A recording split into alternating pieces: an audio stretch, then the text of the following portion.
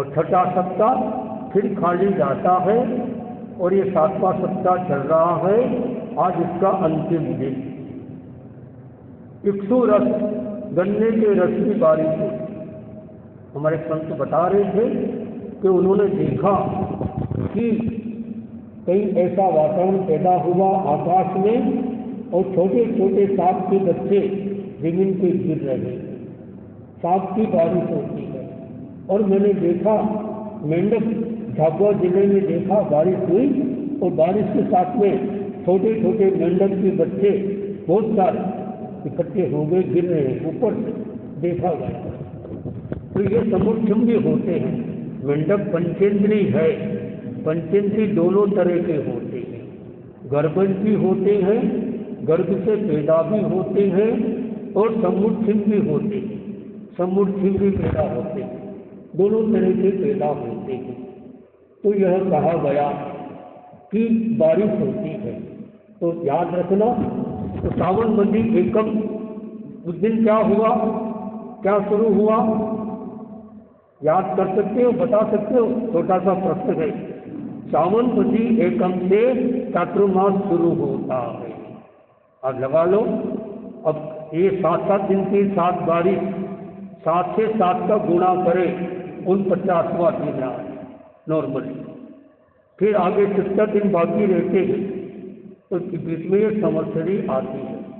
चतुर्मास 3 तरह का होता है, जगन्य चतुर्मास, मध्यम चतुर्मास और उत्कृष्ट चतुर्मास। जगन्य कम से कम 2 महीने का चतुर्मास भी होता है। सावन भादो आजकल बहुत जगह, बम्बई दिल्ली जैसे शहर में, जयपुर जैसे शहर में 2-2 महीने का चौमासा होता है, और 4 महीने का चौमासा ये मध्यम चौमासा, और उत्कृष्ट 5 महीने का, कहीं कहीं 6 महीने का चौमासा भी होता है।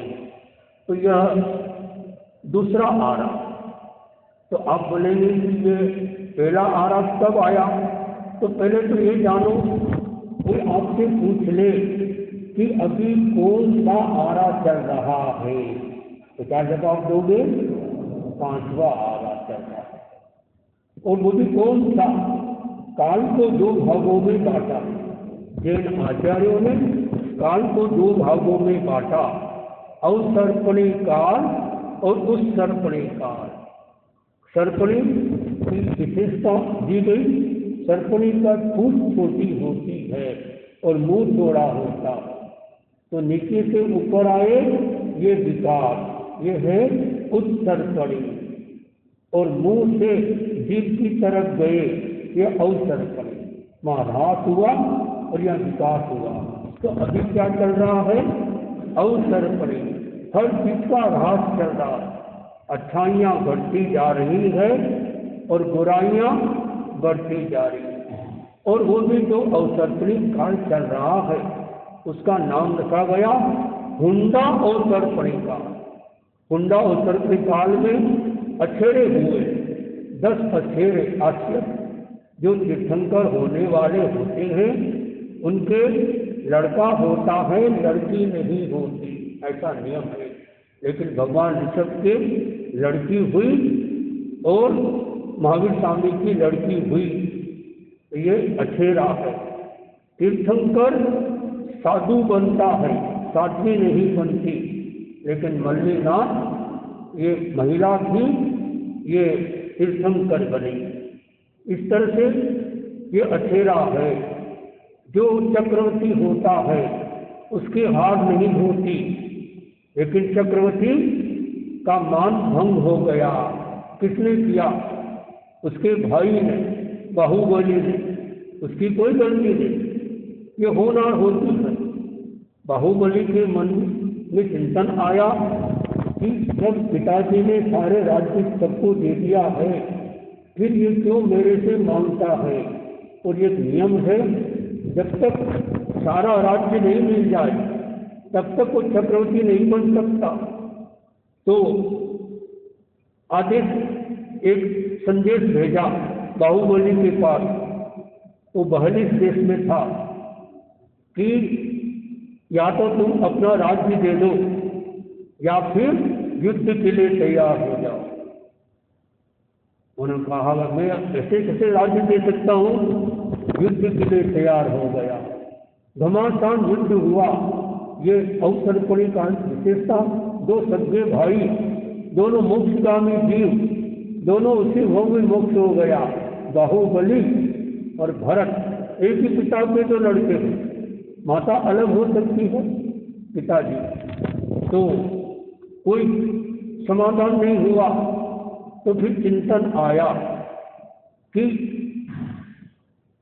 जब समस्या दोनों की है तो दोनों क्यों नहीं आपस में लड़े। तो 5 फेरे का युद्ध हुआ। पहले दृष्टि युद्ध हुआ कि लगातार एक दूसरे को देखेंगे, जिसकी आंखें पहले बंद हो गई वो हार जाएगा। भरत ने बाहुबली की आंखों में देखा और बाहुबली ने भरत की आंखों में देखा और भरत की आंखें चुंजा गई और बाहुबली जीत गया। पहले युद्ध में विजय हो गई। दूसरा युद्ध हुआ, बाघ युद्ध हुआ। नाच किया गया, अनंत नाच, सिंह नाच किया और बाहुबली का नाच लंबा चलता रहा और भरत का नाच खत्म हो गया। दूसरे ने भी हार गया। फिर तीसरा हुआ, दंड युद्ध हुआ, डंडे से मारा गया। तो पहले भरत ने बाहुबली को मारा तो बाहुबली कमर तक जमीन में चले गए। फिर बाहुबली ने भरत को मारा तो वो गले तक चले गए जमीन के अंदर।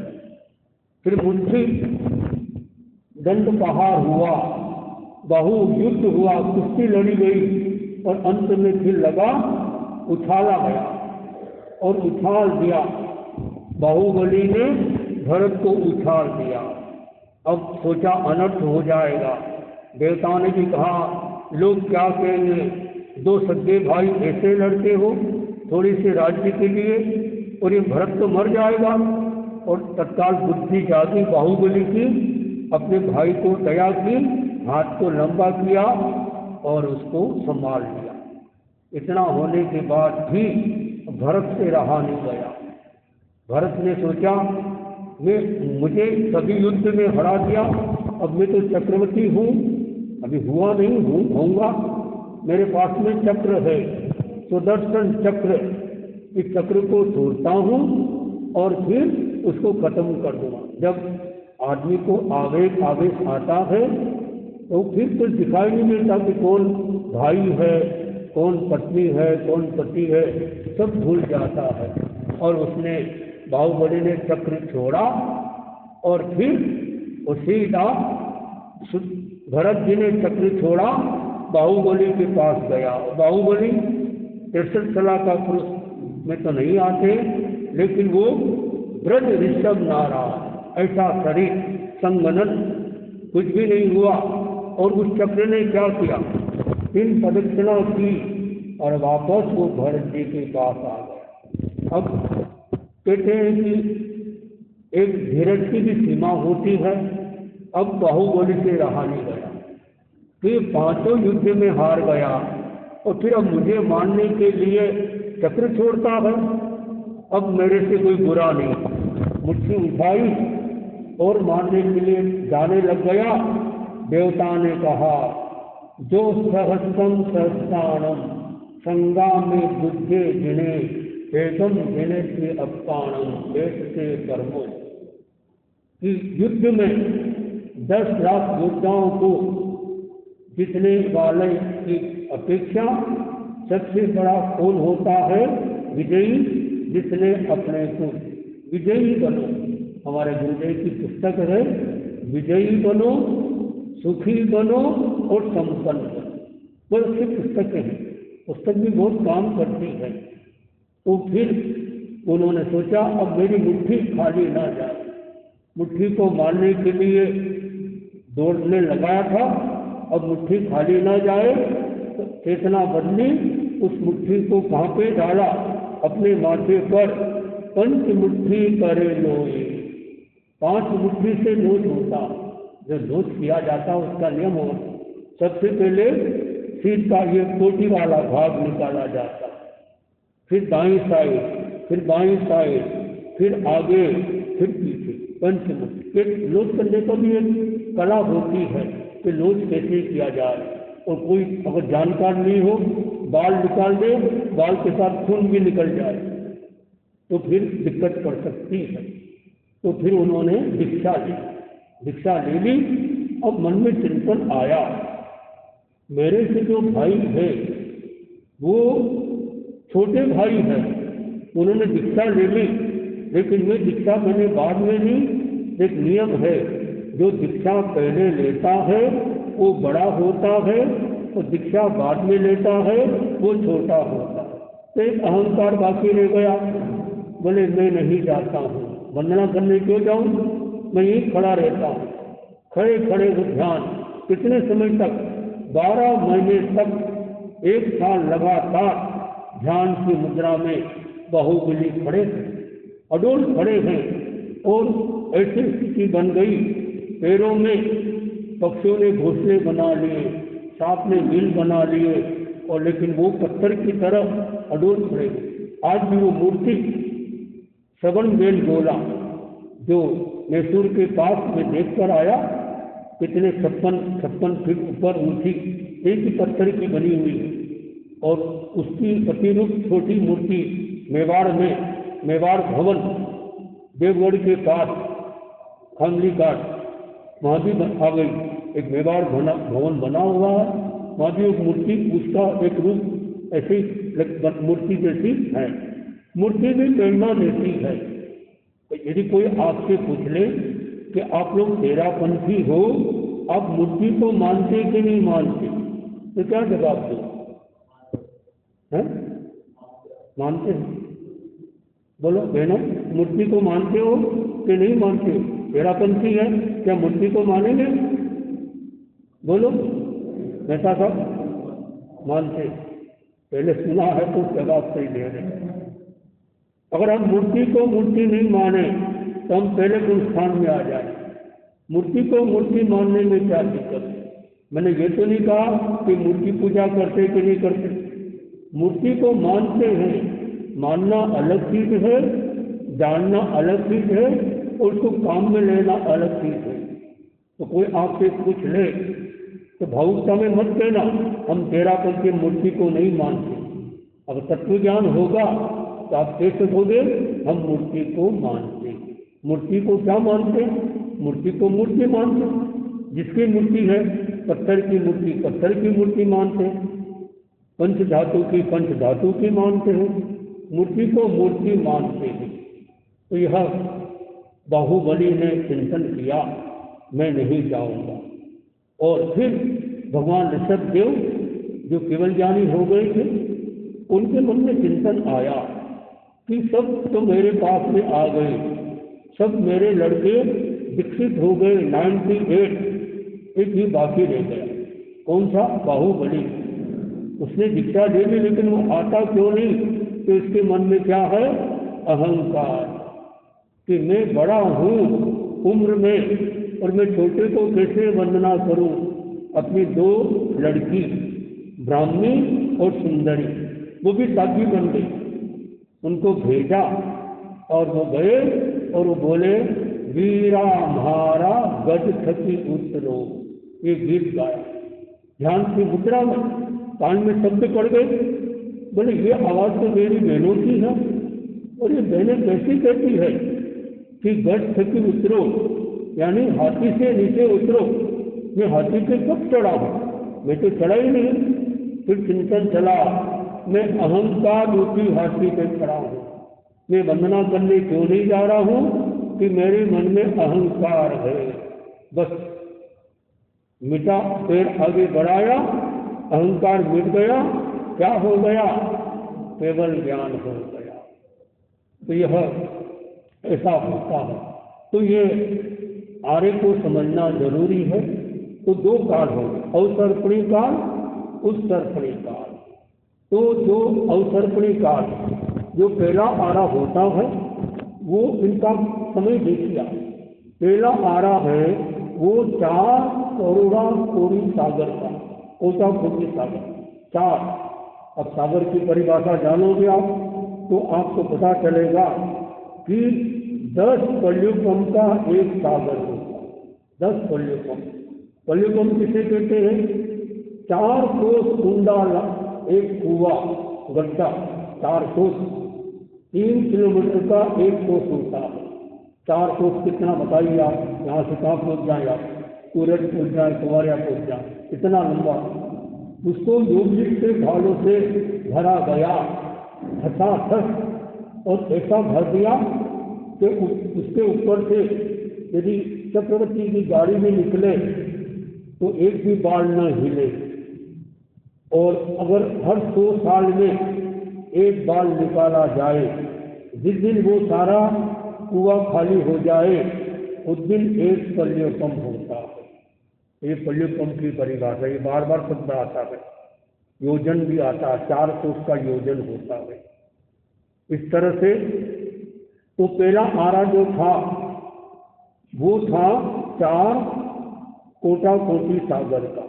फिर समय आगे बढ़ा, फिर घटा, कालमान घटा, 4 के बाद 1 कम कर दो, याद रहेगा, बहुत सरल। 4 के बाद में दूसरा आरा 3 का, 1 कम कर दो, 3 कोटा कोटि सागर का। फिर तीसरा आरा 2 कोटा कोटि सागर का। फिर चौथा आरा 1 करोड़ वर्ष का। 1 करोड़ वर्ष में 42,000 साल कम। 1 करोड़ वर्ष में नहीं, 1 करोड़ पूर्व का, बहुत गहरा है पूर्व का। 84 लाख को 84 लाख से गुना करो, 1 पूर्व होता है। ये सब परिभाषा भी आपको बता देते हैं। तो 84 तो 1 करोड़ पूर्व में 42,000 साल कम, ये होता है चौथा आरा। और फिर 5वां आरा 21,000 वर्ष का। अभी कौन सा आरा चल रहा है? कितना समय बीत गया? भगवान महावीर के निर्माण के लगभग 3 साल और 8.5 महीने बाद ये 5वां आरा शुरू हो गया। ये कितने का होता है? 21,000 में से इतना कम कर दो, अब इतना समय बाकी बस। तो 5वां आरा भी 21,000 वर्ष का और 6ठा आरा भी 21,000 वर्ष का। 5वां आरा चल रहा है। दुसम आरे भरत मझारे प्रकृतिया भिक्षु शाम। वो सुंदर कहा गया कि ये 5वां आरा जो है इसकी 30 पहचान बताई गई। ज्ञान किरण पुस्तक के अंदर 30 पहचान बताई कि ये जो 5वां आरा है ये कैसा चल रहा है। तो कहा गया कि इसके अंदर नगर ग्राम जितने छोटे हो जाएं, जो नगर है जैसे गांव होते इतने छोटे हो जाएं, और ग्राम शमशान की बस्ती कितने छोटे हो जाएंगे, और कुटुंब में कलह ईर्षा बहुत बढ़ेगी, राजा यम जैसे निर्दयी हो जाएंगे, और प्रधान कर्मचारी लोग रिश्वत बहुत लेंगे जैसा देख रहे हैं। सेवक स्वामी का द्रोह हो जाएगा आपस में, और मांस और सास सर्पणी और सम्मान और वधू डायन जैसी हो जाएगी। सास की उपमा दी गई, किसके समान सास हो जाएगी? सर्पणी की तरह। तो बहू भी कम नहीं होगी, वो डाकन की तरह हो जाएगी। 5वां आरा ऐसा बताया गया है आगम के अंदर। कई कुलीन स्त्रियां निर्लज हो जाए, और पुत्र और शिष्य स्वेच्छाचारी हो जाएंगे। स्वेच्छाचारी जहाँ अच्छा वहाँ चले जाएंगे, और मेघ कम आएंगे, बाढ़ ज्यादा आएगी, और दुर्जन धन सुख तथा सम्मान पाएंगे। सज्जन आत्मसिद्धि तथा आत्ममान पाएंगे, और परराष्ट्र रोग मृत्यु तथा दुर्भिक्ष का भय अधिक होगा। चोर मूर्ख तथा कुंठी जीव ज्यादा होंगे। ब्राह्मण धन लोभी तथा होम ज्यादा होंगे। शिष्य गुरुकुल वास त्यागी हो जाएंगे। मंद धर्म कसाय वासित होंगे। अल्प बलशाली सम्यक्ति होंगे। महाशक्तिशाली मिथ्यार्थी होंगे। जो मिथ्यार्थी तो होगा वो शक्तिशाली शरीर से, और जो शरीर से कमजोर है वो सम्यक्ति होगा, और देव दर्शन दुर्लभ हो जाएंगे। पांचवा आरा, विद्या मंत्र तथा औषधि का प्रभाव कम हो जाएगा। गोरस मधुरस तथा अन्य द्रव्यों में कमी होगी। गोरस यानी समझ गए आप, घी, मधुरस, शहद आदि कम मिलेगा, और साधु सावक की उत्कृष्ट परिमा विच्छिन्न होती जाएगी, बहुत कम मिलेंगे गिनती के। देखो महावीर स्वामी के समय कितने सारे सावक, परिमाधामी सावक थे, सब मोक्ष में जाएंगे। एक भवचारी, आज अपने धर्म संघ में गिनती के मिलेंगे परिमाधारी सावक। अभी एक आए थे अडालचंद जी कोठारी, एक अभी चल रहे हैं बिनोल के, वो रोशनलाल जी बाफना, और एक उधर के ओर है नाटक द्वारा के डागलिया जी, मनोज जी डागलिया। बाकी बहुत अभी पूरा पार हो गए। एक पार हुए पूरी परिमा की, जो मुनि बने ध्यान मूर्ति, जो फरीदाबाद के राजेश्वर के, उनके मन में आया अब परिमा से इतना अच्छा साधु जैसा जीवन लग रहा है, अब क्यों नहीं साधु बन जाए। 77 साल की उम्र में भी वो साधु बन गए, और गुरुदेव ने कितना ये खोल दिया। पहले लोगों के मन में था कि अब सारा समाज, सारा संसार का काम निपटा देंगे, फिर अंत समय में मुनि बन जाएंगे। लेकिन गुरुदेव ने कहा 50 साल के बाद मुनि नहीं बन सकते, 45 साल के बाद में साध्वी नहीं बन सकते। अब ये खोल दिया कि अब संन्यास से कभी भी ले सकते हैं, तो इसका उपयोग उन्होंने किया। तो सबसे पहले परिमाधामी श्रावक बनकर साधु बने ध्यान मूर्ति। अब वो डालचंद जी के मन में, हमने यहाँ आए थे, समाज ने उनका सम्मान भी किया था, कोठारी जी बम्बई वाले दादर के, उनकी परिमा पूरी हो गई। अब वो घूम फिर सकते हैं, अब वो तैयारी कर रहे हैं साधु बनने की। और फिर और भी जो रोशनलाल जी बिनोल वाले, उनको भी हमने कहा कि भाई अब इतना समय इसमें बीत गया है, 5.5 साल की साधना होती, हम चाहते हैं कि आपके इस रेल मुद्रा से भी कोई सावक साविकाएं इसकी साधना करें, परिमाधामी सावक बने। तो ये 5वें आरे में बहुत कम मिलेंगे। तो इस तरह से चित्त में भी असमाधि रहेगी, और इस तरह से बहुत सारे, ये पुस्तक आपके पास में होगी ज्ञान किरण, इस पर आप देखना कि 5वां आरा चल रहा है।